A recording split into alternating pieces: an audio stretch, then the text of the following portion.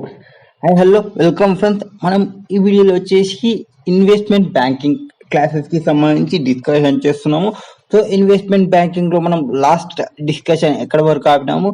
So investment బ్యాంకింగ్లో IPO ప్రాసెస్కి వెళ్ళినప్పుడు IPO ప్రాసెస్లో ఇన్వెస్ట్మెంట్ బ్యాంకర్ చేయాల్సినవి ఏముంటాయి, ఇన్వెస్ట్మెంట్ బ్యాంకర్ రోల్ ఏమి, వాటి గురించి డిస్కషన్ చేసినాము. సో ఇన్వెస్ట్మెంట్ బ్యాంకింగ్ బిగిన్ అయినప్పటి నుంచి టిల్ ద మనీ రైజ్ చేస్తున్నప్పుడు ఫ్రమ్ పబ్లిక్ నుంచి అట్ ద ఎండ్ వరకు కంపెనీకి అనేది హెల్ప్ చేస్తాడు. ఎట్లా హెల్ప్ చేస్తాడని చెప్పినాము, ప్రాస్పెక్టస్ ప్రిపేర్ చేయడానికి, అప్రూవల్స్ లైక్ ఎస్ఎబి నుంచి, రెగ్యులేటర్స్ నుంచి, వాళ్ళ నుంచి అప్రూవల్ తీసుకొని రావడము, వీటన్నిటిని హెల్ప్ చేస్తారు. తర్వాత వాళ్ళు ఎన్ష్యూర్ చేసుకుంటాడు రూల్స్ ని, రెగ్యులేషన్స్ ని ఫాలో అవుతున్నాము. మన యొక్క కంపెనీ అనేది షేర్స్ ఎన్ని అలాట్ చేయాలి, రీటైల్ ఇన్వెస్టర్స్ కి ఎంత అలాట్ చేయాలి, ఎన్ని షేర్స్ హెచ్ఎన్ఐకి అలాట్ చేయాలి, ఎన్ని డీటెయిల్స్ పెట్టాలి, అండ్ ప్రాస్పెక్ట్ లో ఏ ఇన్ఫర్మేషన్ ని పెట్టాలి, అండ్ కంపెనీ యొక్క షేర్స్ కి సంబంధించి పబ్లిక్ కి ఎట్లా అవేర్నెస్ ని క్రియేట్ చేయాలి, ఎట్లా రోడ్ షోస్ ని కండక్ట్ చేయాలి, ఎట్లా ప్రెజెంటేషన్ ఇవ్వాలి, ఎట్లా మ్యూచువల్ ఫండ్ మేనేజర్స్ డిస్కషన్ చేయాలి అని డిస్కషన్ చేసినాము. వీటన్నిటి గురించి లాస్ట్ వీడియోలోనే మనం డిస్కషన్ చేసినాము. అండ్ వాళ్ళు ప్రైస్ ని ఫిక్స్ చేసేటప్పుడు టూ మెథడ్స్ ని యూజ్ చేయొచ్చు. ఒకటి ఫిక్స్డ్ రేట్ మెథడ్ ఒకటి, అండ్ ఇంకోటి బుక్ బిల్లింగ్ మెథడ్ ఒకటి. బుక్ బిల్లింగ్ ఫిక్స్డ్ రేట్ అంటే డైరెక్ట్ ఒక అమౌంట్ చెప్పడం 500 ఆర్ 600 అని, ఆర్ బుక్ బిల్లింగ్ మెథడ్ అంటే ఒక రేంజ్ ని చెప్తారని డిస్కషన్ చేసినాము. అండ్ ఆఫ్టర్ దట్ వీళ్ళు పర్సన్స్ ఎవరైతే ఎంత అలొకేట్ చేయాలి షేర్స్, ఎవరికి క్యూఐబికి కానీ, ఆర్ ఎన్ఐఐకి కానీ, ఆర్ ఆర్ఐఐకి కానీ, ఇట్లా వీళ్ళకి ఎంత ఇన్వెస్ట్మెంట్, ఎంత కోటా పెట్టాలి వాళ్ళకి అనేది కూడా మనం డిస్కషన్ చేసినాము లాస్ట్ టైంలో. అండ్ ఫర్ ఎగ్జాంపుల్ క్యూఐబి అంటే ఎవరు, క్వాలిఫైడ్ ఇన్స్టిట్యూషనల్ ఇన్వెస్టర్స్ ఉంటారు. సో ఇన్వెస్టర్స్ ఎవరైతే క్వాలిఫైడ్ ఇన్స్టిట్యూషనల్ ఇన్వెస్టర్స్ అంటే ఇన్వెస్టర్స్ లైక్ మ్యూచువల్ ఫండ్స్ కానీ, హెడ్జ్ ఫండ్స్ కానీ, ఇన్సూరెన్స్ కంపెనీస్ కానీ, వీళ్ళందరూ ఈ కేటగిరీలో ఫాలో అవుతారు. అండ్ మినిమం ఒక జనరల్లీ 50% ఆఫ్ ఇష్యూ సైజ్లో అలొకేట్ చేస్తారు ఈ కేటగిరీ పర్సన్స్ కి. అండ్ ఇక్కడ ఒకవేళ ఓవర్ సబ్స్క్రిప్షన్ ఏమైనా ఉంటే ఈ కేటగిరీలో వాళ్ళు ప్రొపోర్షనేట్ బేసిస్ లో అలాట్ చేస్తారు. అండ్ ఎన్ఐఏ అంటే ఏం చెప్పినాం, non institutional investors. So non institutional investors అంటే వీళ్ళు హై నెట్వర్క్ ఇండివిజువల్ పర్సన్స్ ఎవరైతే ఉంటారో వాళ్ళు, ఎవరైతే మోర్ షేర్స్ ని అప్లై చేసుకుంటారో బట్ వాళ్ళు ఇన్స్టిట్యూషన్స్ వై ఉండకూడదు, అండ్ వాళ్ళకి వర్త్ అంటే మేబీ 2 lakhs అండ్ అబ్బో అప్లై చేసుకున్న వాళ్ళు ఈ కేటగిరీ వాళ్ళంతా ఎన్ఐఐ కేటగిరీలోకి వస్తారు, అలొకేట్ చేస్తారు, బేసిస్ ఆఫ్ దానిలాగానే అలొకేట్ చేస్తారు. Next RII means retail individual investors. Retail individual investors అంటే ఎవరైతే ఇండివిజువల్ పర్సన్ ఉంటారో వాళ్ళు, అండ్ వాళ్ళకి అప్లై చేసుకోవడానికి ఎంత కోటా పెట్టాలి, ఎంత ప్రపోర్షనేట్ పెట్టాలి అనేది కూడా డిస్కషన్ చేస్తారు. అండ్ లాస్ట్ లో వచ్చేసి మనం ఏం ఎక్స్ప్లెయిన్ చేసినాం, గ్రీన్ షూ ఆప్షన్ ని డిస్కషన్ చేసినాము ఇన్ ఐపీఓ ప్రాసెస్ లో. మామూలు ఐపీఓ ప్రాసెస్ లో కంపెనీ రెగ్యులేషన్స్ ప్రకారం ఏముంటది, మినిమం 90% అనేది సబ్స్క్రిప్షన్ కావాలి, అప్పుడే కంపెనీ అనేది సబ్స్క్రిప్షన్స్ అలాట్ చేయాలి షేర్స్ అనేది. సో ఒకవేళ 90% కంటే తక్కువ ఉందనుకోండి, ఫర్ ఎగ్జాంపుల్ 70% వాళ్ళు మాత్రమే యాక్సెప్ట్ చేసిన, ఇంకా 20% యాక్సెప్ట్ చేయలేదు అనుకోండి. సో ఏబీ వాళ్ళు ఏం చేస్తారంటే అండర్ రైటింగ్ ని తీసుకుంటారు. ఆర్ ఒకవేళ 100కి 120 అప్లికేషన్స్ వస్తే ఏం తీసుకుంటారో, 120 అప్లికేషన్స్ వస్తే గ్రీన్ షూ ఆప్షన్ ని ఇంప్లిమెంట్ చేస్తారు. సో గ్రీన్ షూ ఆప్షన్ లో ఏమి, ఈ ఆప్షన్ ఎందుకోసం యూజ్ చేస్తారు, కంపెనీ యొక్క షేర్ ప్రైస్ ని స్టెబిలైజ్ చేయడం కోసం.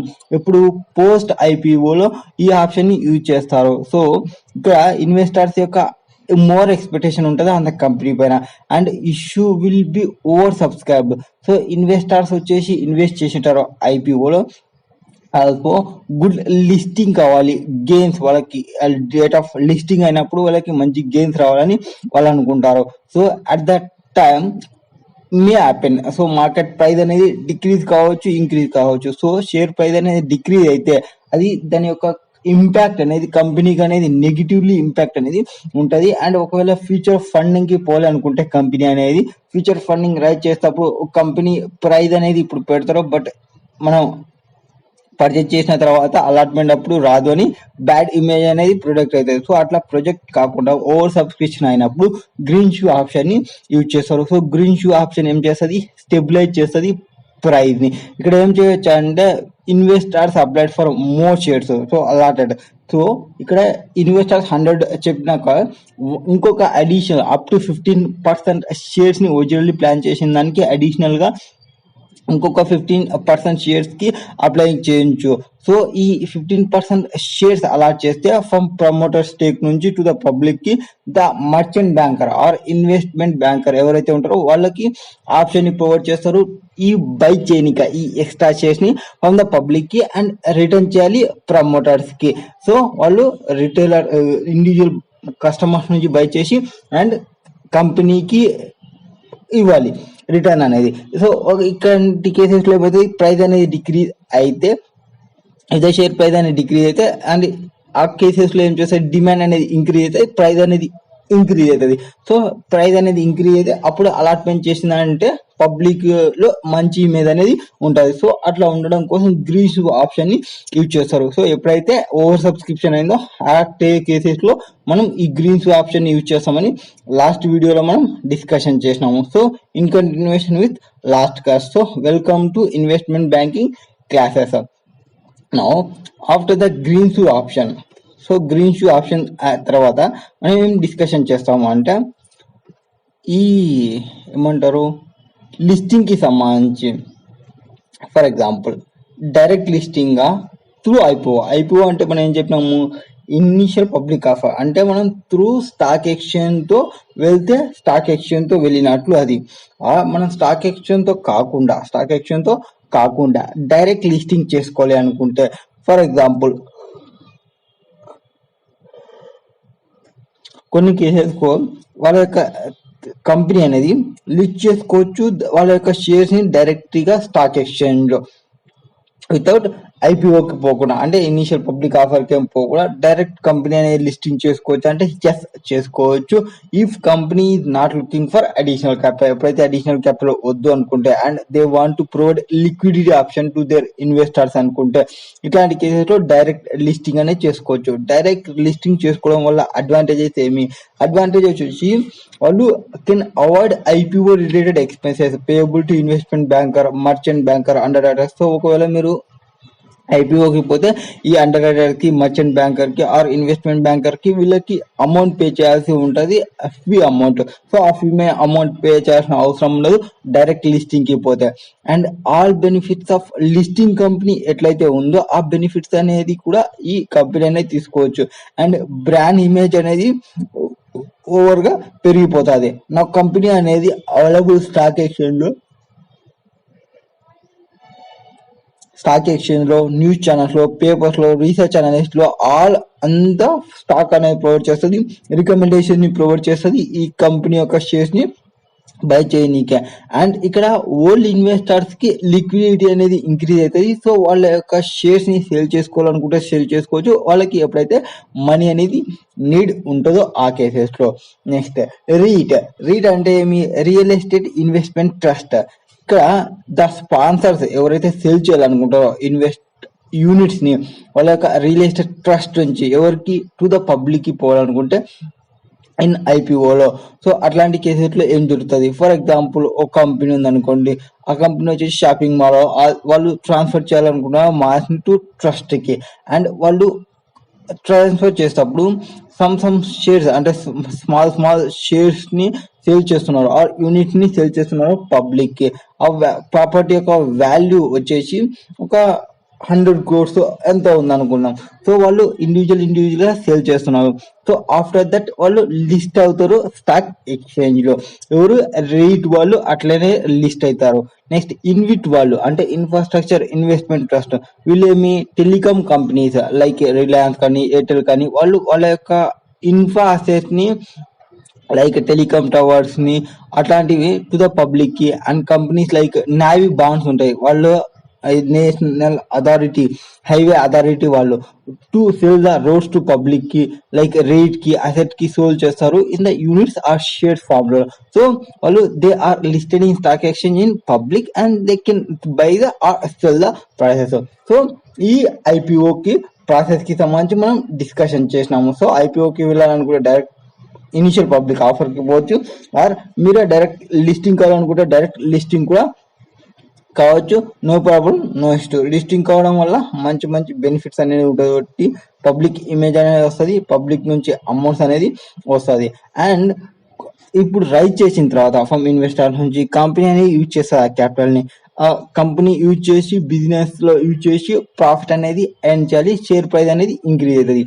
బట్ కొన్ని కేసెస్ లో అంటే అంత ఈజీ ఏం కాదు, మనీ ఉన్నంత మాత్రాన ప్రాఫిట్ ని జనరేట్ చేయడం అనేది ఈజీ కాదు. మనం ఏవైతే ఎక్స్పెక్టేషన్ చేసుకుంటామో ఎక్స్పెక్టేషన్స్ అంతా రీచ్ కావాలి, షేర్ ప్రైస్ అనేది ఇంక్రీజ్ కావాలి, కంపెనీ అనేది కాన్సన్ట్రేషన్ చేయాలి కార్పొరేట్ యాక్షన్స్ పైన. సో కార్పొరేట్ యాక్షన్స్ అంటే మనకి ఏముంటాయి, డివిడెండ్స్ కానీ, బోనస్ షేర్స్ కానీ, ఏవైతే ఇన్ఫ్లుయెన్స్ చేసావో ఇన్వెస్టర్స్ యొక్క ఈ మార్కెట్ ని ఆర్ పాజిటివ్ ఇమేజ్ ని క్రియేట్ చేసావో జనరేట్ చేసావో టు ద కంపెనీకి ఇన్ ఇన్వెస్టర్ సర్కిల్ లో. అండ్ కంపెనీ అనేది డిసైడ్ కావాలి ఏ కార్పొరేట్ యాక్షన్ ని తీసుకోవాలి టు కన్సిడర్ అది వాటికి సంబంధించి. సో కార్పొరేట్ యాక్షన్ ఏ కార్పొరేట్ యాక్షన్ ని తీసుకుంటే మంచిది అనే దానికి ఫస్ట్ వాళ్ళు ఏం తీసుకోవాలి అంటే వాళ్ళ యొక్క ఎక్స్పెక్టేషన్స్ ఏమున్నవి అనేది తెలుసుకోవాలి. ఎక్స్పెక్టేషన్స్ ఏమున్నాయి, ఇన్వెస్టర్స్ యొక్క ఎక్స్పెక్టేషన్. ఫర్ ఎగ్జాంపుల్ మనకి టీసీఎస్ కంపెనీ ఉంది అనుకోండి, డివిడెండ్ ని పే చేస్తుంటది. అండ్ ఇన్ఫోసిస్ ఇన్వెస్టర్స్ ఉన్నారు అనుకోండి, వాళ్ళ యొక్క ఎక్స్పెక్టేషన్స్ ఏమి అనౌన్స్మెంట్ చేయాలి ఫ్రమ్ ఇన్ఫోసిస్ నుంచి అనేది వాళ్ళు చూస్తుంటారు.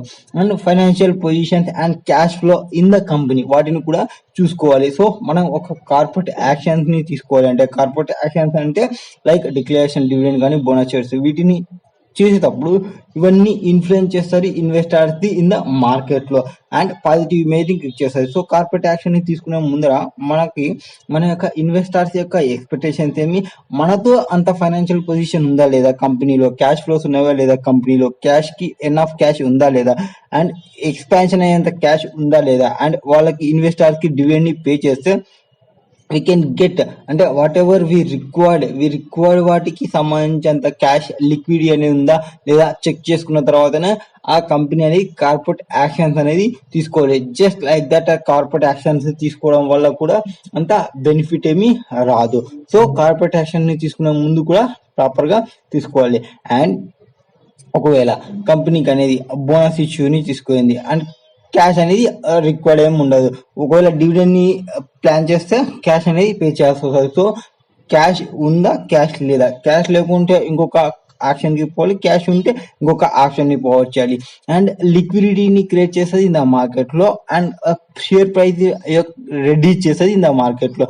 సో కొన్ని cases for example Infosys company అనుకోండి, షేర్స్ ని ఇష్యూ చేసింది, ఒక 900 రూపీస్ కి షేర్ ఇంట్రడ్యూస్ చేసింది, 1990లో అట్లా ఇంట్రడ్యూస్ చేస్తాం అనుకోండి, షేర్ ప్రైస్ అనేది ఇంక్రీజ్ అయితేనే ఉంటది. So that share price as and date కి తీసుకుంటే ఆ రోజు 900 ఉండేది, ఈ రోజు ఒక 10,000 ఉందో ఆఫ్టర్ 20 years తర్వాత చూసుకుంటే, సో షేర్ ప్రైస్ అనేది కంపల్సరీ ఇంక్రీజ్ అవుతుంది. So number of buyers in the market will go down.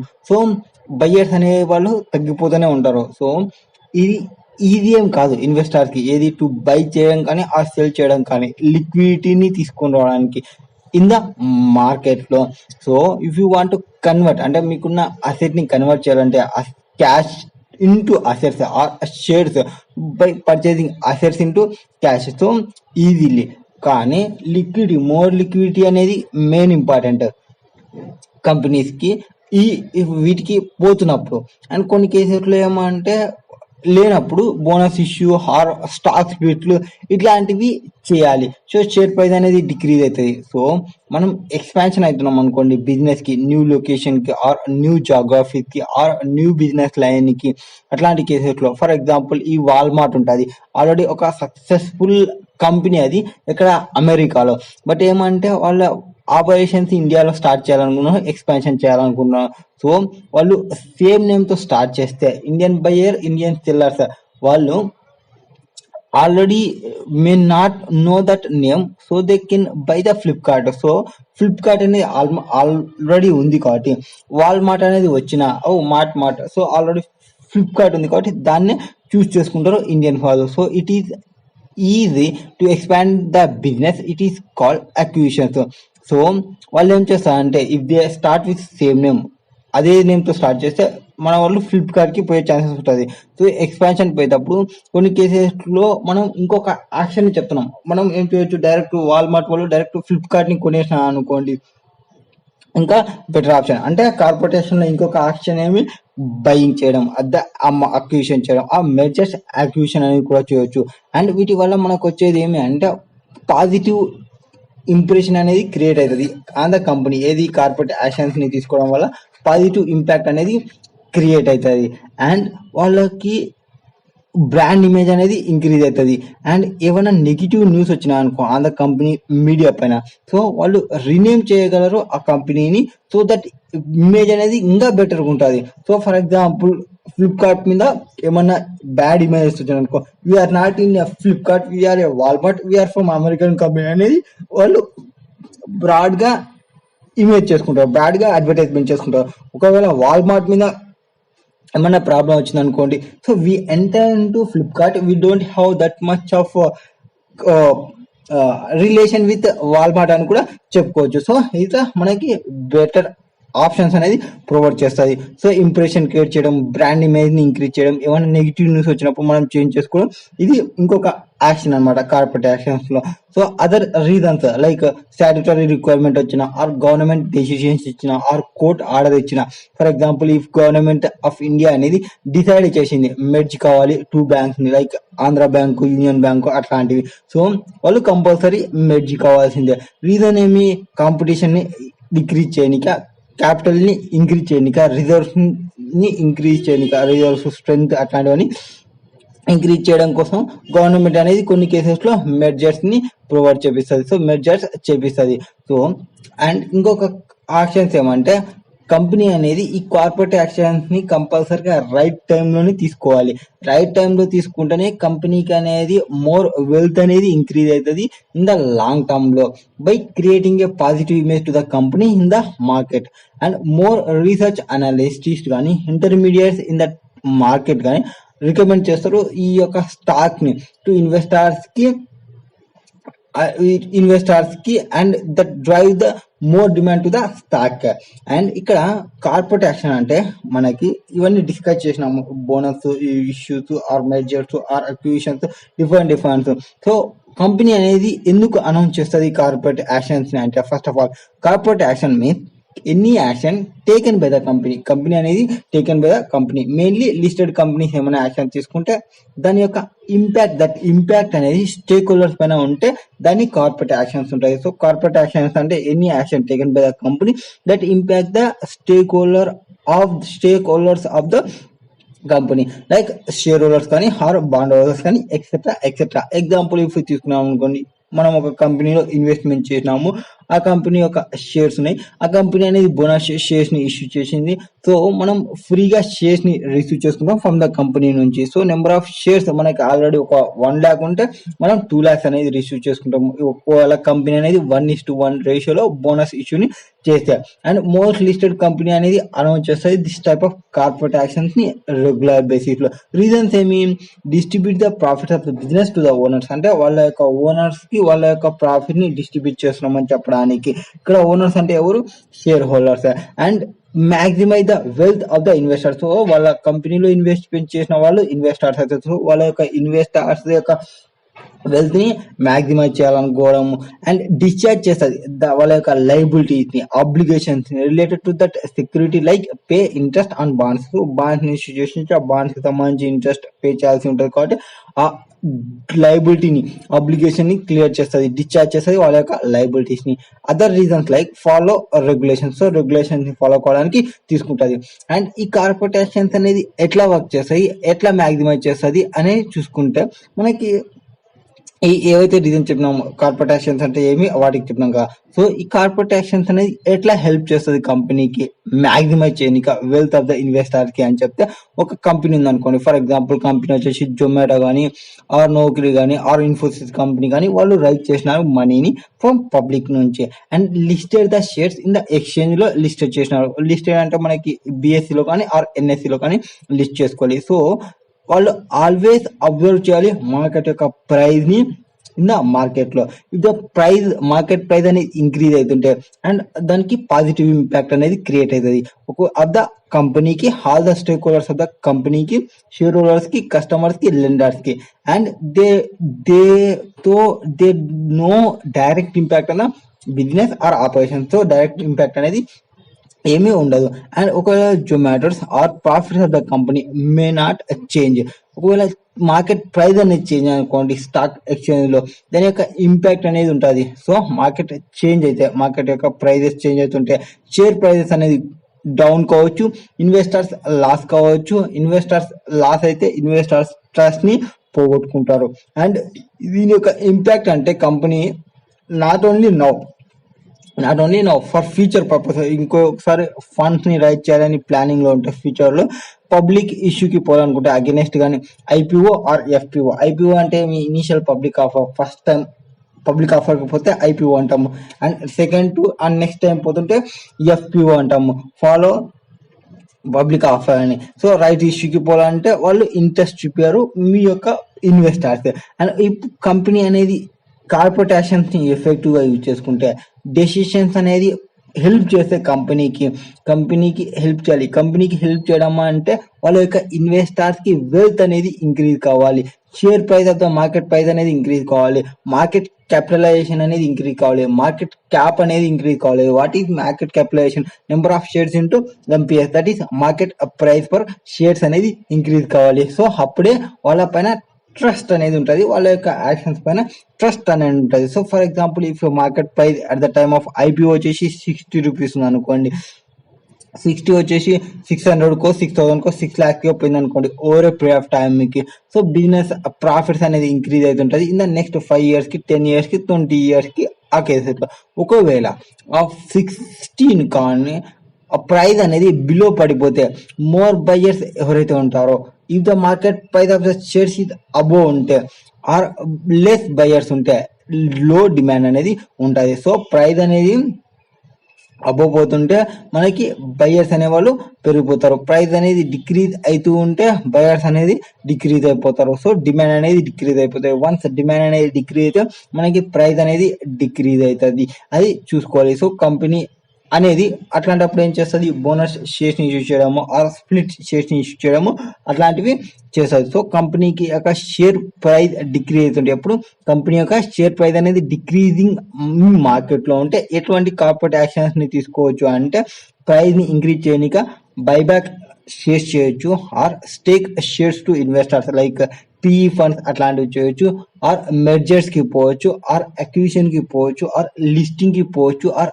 Reconstruction కి పోవచ్చు, ఆర్ రివర్స్ స్టాక్ స్ప్లిట్ ని ఆర్ స్టాక్ కన్సాలిడేషన్ ని చేయొచ్చు. ఎప్పుడు స్టాక్ ప్రైస్ అనేది డిక్రీజింగ్ ఇన్ మార్కెట్ లో డిక్రీజింగ్ లో ఉంటే వీటన్నిటిని చేయొచ్చు, బైబ్యాక్ చేయడం కానీ, స్టేక్ షేర్స్ ని చేయడం కానీ, or mergers, acquisition, delisting, reconstruction, reverse stock split or stock consolidation చేయడం. ఒకవేళ ప్రైస్ అనేది ఇంక్రీజింగ్ ట్రెండ్ ఉంటే over a period of any issue of the company can the company keep this price affordable పెట్టాలంటే, over గా పెరిగిపోతున్నాయంటే affordable పెట్టడానికి ఆ corporate action ని తీసుకోవచ్చు, బోనస్ ఇష్యూని ఇవ్వచ్చు, ఆర్ స్టాక్ స్ప్లిట్ ని చేయొచ్చు, ఆర్ రైట్ ఇష్యూని పోవచ్చు, ఆర్ డిమెజర్ కి పోవచ్చు. ఇట్లాంటివన్నీ చేస్తే మన యొక్క ప్రైస్ అనేది డిక్రీజ్ అవుతుంది. ప్రైస్ ని ఎందుకు డిక్రీజ్ చేస్తారు, అఫోర్డబుల్ చేయనిగా అందరికి అవైలబుల్ లో పెట్టడానికి. And when company declare dividend, company అనేది డిక్లేర్ చేస్తుంది. ఎప్పుడు డిక్లేర్ చేస్తుంది అంటే కంపెనీకి ఎప్పుడైతే సర్ప్లస్ క్యాష్ అనేది ఉందో, and so they want to pay the to investors. So surplus cash ఉంది, ఆ క్యాష్ ని వాళ్ళ యొక్క ఇన్వెస్టర్స్ కి పే చేయాలి అనుకున్నప్పుడు. And similarly company or competitors ఎవరైతే మార్కెట్ లో పే చేస్తున్నారో డివిడెండ్స్ కి, అండ్ మన కాంపిటీటర్ పే చేస్తున్నా అంటే మన కంపెనీ కూడా పే చేస్తా అన్న ఎక్స్పెక్టేషన్ ఇన్వెస్టర్స్ ఉంటుంది. సో ఇన్వెస్టర్స్ యొక్క ఎక్స్పెక్టేషన్ ని మనం ఖచ్చితంగా క్లియర్ చేయాలి. అండ్ వన్స్ కార్పొరేట్ యాక్షన్ ని తీసుకున్నాం అనుకోండి, అనౌన్స్ చేసినాం అనుకోండి, ఇంప్లిమెంట్ చేయాలి. ఇన్వెస్టర్ ఖచ్చితంగా థింక్ చేస్తారు. సో మనం ఇంప్లిమెంట్ చేయకుండా మన యొక్క పబ్లిక్ ఇమేజ్ అనేది మారిపోతుంది. సో అందుకే మనకి డివిడెండ్ డిక్లరేషన్ ఒకటి ఉంటుంది, డివిడెండ్ అనౌన్స్మెంట్ ఒకటి ఉంటుంది, డివిడెండ్స్ రికమెండేషన్స్ అట్లా ఉంటుంది. సో ఆఫ్టర్ బోర్డ్ కాదు ఏజిఎం లో వాళ్ళు అనౌన్స్ చేసిన తర్వాత కంపల్సరీ పే చేయాలి. Up to announcement it is not mandatory అని చెప్తారు డివిడెండ్ కి సంబంధించి. సో డెసిషన్ తీసుకునే ముందు ప్రాపర్ తీసుకోవాలి. వన్స్ డెసిషన్ తీసుకొని అనౌన్స్ చేసినామంటే షేర్ హోల్డర్ కి you must do it. A problems ఉన్నా నువ్వు కంపల్సరీ చేయాలి. అండ్ ఈ కార్పొరేట్ యాక్షన్స్ యొక్క ఇంపార్టెంట్ అంటే ఫర్ రీసెర్చ్ అనాలిసిస్ కి ఏమేం రికమెండేషన్ ఇవ్వచ్చు స్టాక్ కి, లైక్ బయింగ్ కా, సెల్లింగ్ కా, ఇట్లాంటివి అనేది. రీసెర్చ్ అనలిస్ట్ అంటే ఫస్ట్ రీసెర్చ్ అనాలిసిస్ ఏం చేస్తాడు, అండర్స్టాండ్ చేసుకుంటాడు business of the company and they recommend their clients like mutual funds కానీ or investors to buy sell that stocks. So buy చేయడం సెల్ చేయడం అట్లాంటివి చేపించారు ఎవరు రీసెర్చ్ అనాలిసిస్ట్. అతను ఫస్ట్ అండర్స్టాండ్ చేసుకుంటారు అతని యొక్క స్టాక్ ఏమి, కంపెనీ యొక్క స్టాక్ ఏమి, కంపెనీ యొక్క బిజినెస్ ఏమి.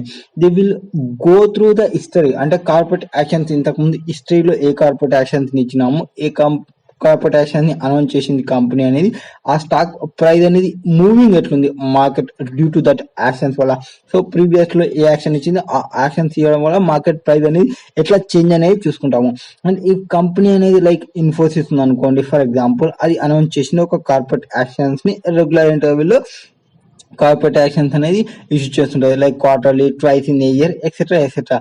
సో ఇన్వెస్టర్స్ వచ్చేసి అజ్యూమ్ చేసుకుంటారు దట్ ఒక బిజినెస్ కంపెనీ అనేది గ్రో అవుతుంది. So they are announcing benefit to investors అనేది అండ్ పాజిటివ్ ఇమేజ్ అనేది క్రియేట్ అవుతుంది ఇన్వెస్టర్స్ కి మార్కెట్ ఎంత డిమాండ్ ఉంది ఎంత లేదు అని తెలుసుకోవడానికి.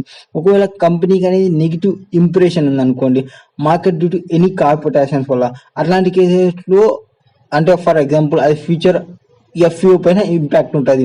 So or right issues etcetera etcetera. So but issue is not subscribed.